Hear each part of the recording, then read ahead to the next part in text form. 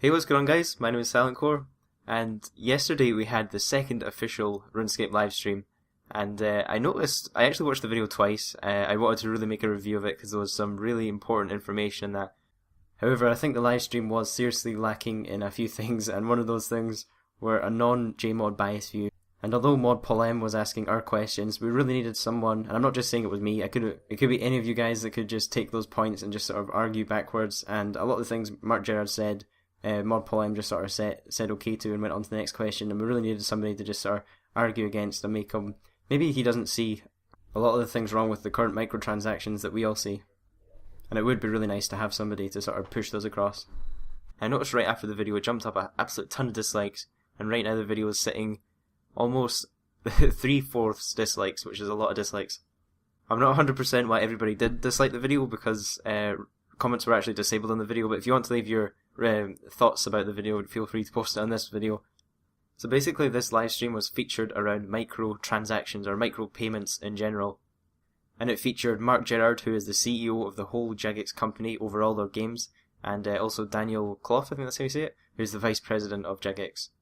And they were being interviewed by Mod Paul M, who was reading out questions that people had sent over Twitter. I'm actually really happy Mod Paul M did this because I think he did an awesome job. He absolutely asked the right questions, but both Mark Gerard and Daniel were both a little hesitant with their answers. They kind of stumbled around the topics and didn't answer them completely, and a few of the things they said were just flat out lies. And I'm not calling them a liar, I don't know if they did it intentionally, but a few of the things they just said were just plain and simply incorrect.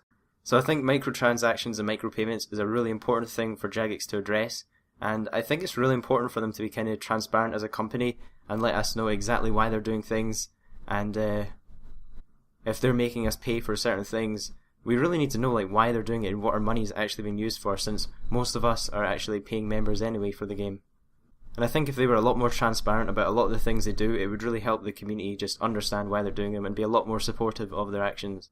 So one of the first questions Mod Paul M asked was why they do microtransactions, and their simple answer was it was to help make the game better, and mostly reinvesting into the game, so for multiple things like staff and the studio technology and things like that. And I'll discuss this a bit later on in the video. There's a few other things they said relating to this. So another thing they addressed was that in the past 7 to 8 months, all the updates have been just not very good, to put it simply. They've all been sort of events or non-permanent content. And Jagex basically said that they usually take on one big project per year, and this year has unfortunately been the evolution of combat, so most of their staff will have been working on that. And I think last year was a new skill last year, so I think next year will probably most likely be a new skill next year, or maybe even the year after that. But I think this year is going to be all evolution of combat based, and we can't really see that in the main game because they'll be working on that behind the scenes, trying to improve that, and that won't be necessarily working on anything that's currently in the game. So they went on to talk a little bit about the Squeal of Fortune, and I think one of the questions asked something like the high scores are dominated by the Squeal of Fortune, and Mod MMG, who's Mod Mark Gerard by the way if you didn't already know, he replied and said that's simply not true, and he said that the odds and rarity of winning something meaningful, both cash and XP, is small, and that the Squeal of Fortune overall is a random way of being rewarding. And I think this is just completely untrue, and I'm not sure if he said this purposely or if he just hasn't looked into the actual XP and cash gain from the Squeal of Fortune. So you can actually buy packages of spins, and that goes right up to 450 spins that you can buy for $100. And if you say spent $100, you know from those 450 spins you're going to get a lot of XP. And I actually bought, I think it was like 75 spins when the Squeal of Fortune was first released, just to get a sort of rough cash gain or XP gain per hour, just to see how much it's going to affect the game. And I worked it out at my level for it to be over 1 mil XP per hour.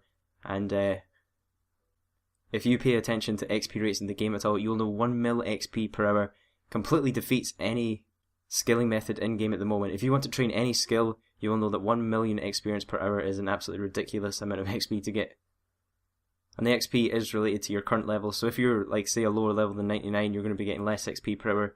But at any level, it is very worth it to buy spins. You will be getting the fastest experience possible in-game. And I feel that they've done this purposely, because if they didn't do this and it wasn't efficiently worth it to buy spins, people just wouldn't do it. And therefore their marketing strategy to sell microtransactions wouldn't go through because people wouldn't be buying it if it wasn't worth it. They also touched on the fact that microtransactions are in almost half of the updates, and it's diluting the actual content. And this is totally true. Even in just normal update content, there never is an update that doesn't involve the School of Fortune or Solomon's Store or something to do with microtransactions. Just every update that we've seen recently has included this somehow. And if you just go to runescape.com and look through the latest news, there are so many news posts just completely relating to these microtransaction shops in each news post. And I think one of the questions asked was, how much influence do the investors have on the promotions of microtransactions? And they said absolutely none, and it's completely up to them, which I find kind of hard to understand. And they said that the investors have been investing since 2005, but what ModMMG failed to say in the live stream was that they actually invested more than 50% in the company. I think it was last year, and that basically makes Jagex an American company since the investors own more than 50% of the company. And I do believe for that reason Jagex have been forced to push more of these microtransactions through. We also finally got some news about Runefest 2012 and the fact it's just not happening. And I'm a little bit annoyed and disappointed, mostly annoyed I gotta say, that they've not announced this before. Like, if it was not happening, why wouldn't they have told us already? Like, it was due to be next month, and everybody that was a fan of Runefest in the previous years all been waiting, or even people that didn't get to go in the last 2 years. There's a lot of people that were just waiting to find out when this one is. You even had a poll in it on your main page. New York won the poll. I think Chicago was second and London was third. You had so much support for this event, and you just let it slide. And you didn't give us an actual answer of why you didn't do it. All you really said that there was too much effort going into content and it was too late. You could have easily hired an event staff or whatever to look into it, get a location sorted, and you've had all these months since the last one. I mean, you only do one event a year. It would have taken very little effort for you to organise somebody to organise an event for this year.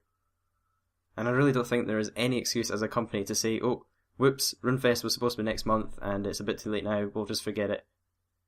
I think ModMMG said that they're going to plan something for next year, and they, I quote, said it's not going to be in the same format, but it's going to be some type of real life event next year.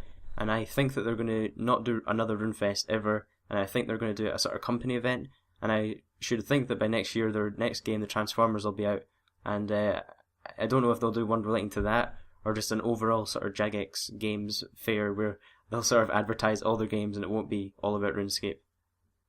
And I mean, I think they should have really planned this one out better, because, I mean, if you think about it, you wouldn't need to do all these microtransactions if you were charging about £75 for a normal ticket at Runefest, for a normal day ticket, which was a hell of a lot of money. Surely you would be making profit off that and you wouldn't have to push out so many microtransactions in the game.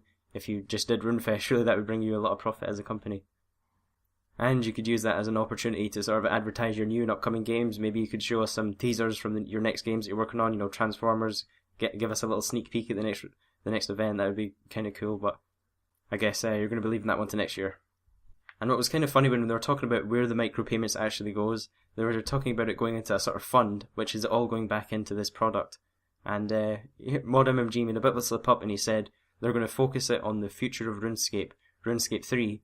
And ModPolem quite innocently replied to that and said, RuneScape 3? Have we talked about that one before? And the other two JMods were kind of like, whoops.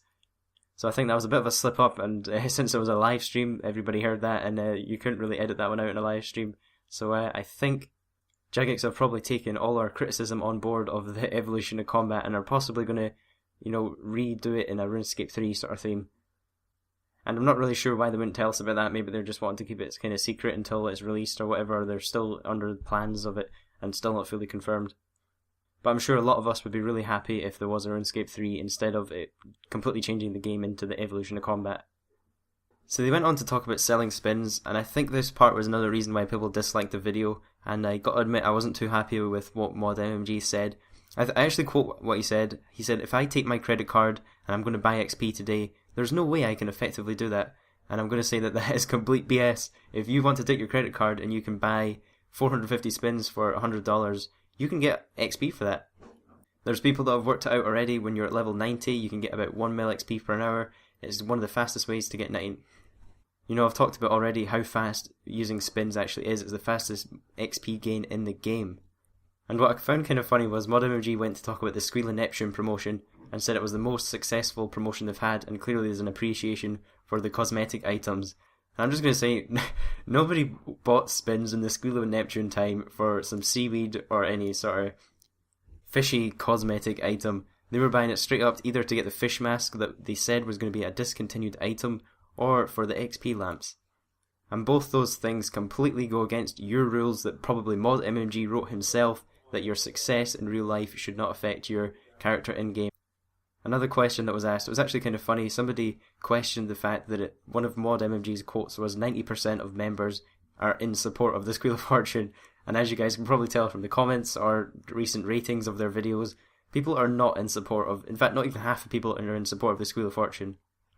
And then MMG said that instead of support, he kind of meant utilise, and that 90% of members were using their spins, which is obvious. Of course you're going to use your spin. If you log on every day and have a big pop-up over your screen that's affecting your gameplay, you're going to click on it and use those spins. If they're giving out, if they're making it that worth it to use them, you're going to use it. But it does not mean that we're actually in support of you doing them or selling them for real life money. And I think he said after that his phrase that he used was open to interpretation, which I didn't really agree with, because if you're going to say 90% of people are in support of something when they're not, that's quite a serious claim. So next up they talked about Solomon's store and kind of the future of what it's going to have, and they said they're going to keep it cosmetic and convenience focused. And I think the serious thing here is the word convenience, because pretty much anything you can think of in-game could be talked into being convenience based. And we've actually seen that through bank boosters, and the only way to get a bank booster is to get rune coins. The only way to get rune coins is to use your credit card to buy the rune coins, so you can actually pay $50 to receive 250 extra bank spaces. And I think Mod Paul M went on to ask quite an important question about why should people have to pay extra money on top of their membership prices, and Mod MMG replied to that and said ideally you shouldn't, and they are working on a way to convert your loyalty points into rune coins. And I think this probably would be a good way to sort of reward people that have been subscribed to RuneScape for a very long time. You know, people have had membership for years and years, and that could build up into loyalty points and offer them advantages of being just such a loyal customer, I guess, over the years. So that's pretty much it for the review of the live stream. I went through all the main points they made, gave some of my opinions on them. Remember, they are my opinions. You guys are completely entitled to your own opinions, which you can voice in the comment section down below. And I'll be sure to keep you guys updated on any more updates that are happening inside the game. See you guys later.